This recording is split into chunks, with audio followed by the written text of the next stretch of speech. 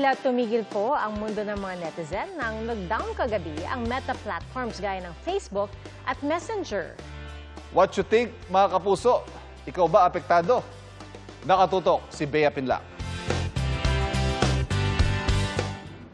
Oh, kabado 20 ka ba nang bigla kang na-logout sa Facebook, Messenger o Instagram pasado alas 9 kagabi? Si Pamela, 2 oras na stress. Di pa man din niya naaalala ang password niya. Kaya pati love life daw niya, damay. Sobrang hassle po kasi sobrang tagal po na nawala. Disappointed kasi di ko po makontak yung boyfriend ko. Si Yolanda, nahinto ang online maritesan.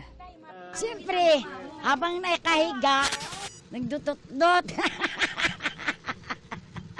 Para biglang nawala. Paano ako makapag-chat? Wala yung mga pangalan niya. Inulit-ulit ko, pinipindot ko ulit, balik na naman ako, back ko na naman.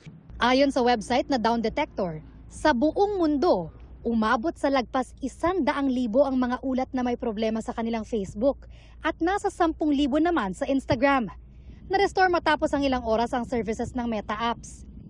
Pag bigla ito nangyari, tapos may mga tao nagmo-monetize nito, especially for their business, affected talaga sila. Especially pag tumagal pa ito ng 24 hours, sometimes that's the only way to connect to other people. May impact yan sa emotionally and psychologically sa ibang tao. Hindi lang mga personal account ang apektado sa aberya ng Meta apps.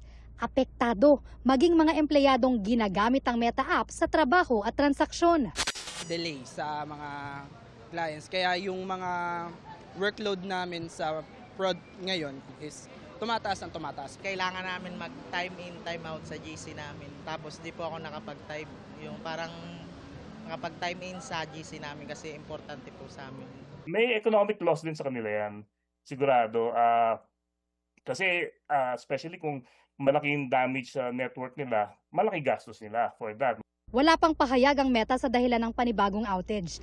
Kaya kung magkaaberya ulit ang mga app nito, ang mainam daw gawin, Chill lang muna, wag magpapanik. May different social media pa naman. Marami pa pong options for that. Adi wala na. Mag-ano na lang ako dyan sa likod. Upo-upo na lang, magtingin-tingin lang. Muni-muni.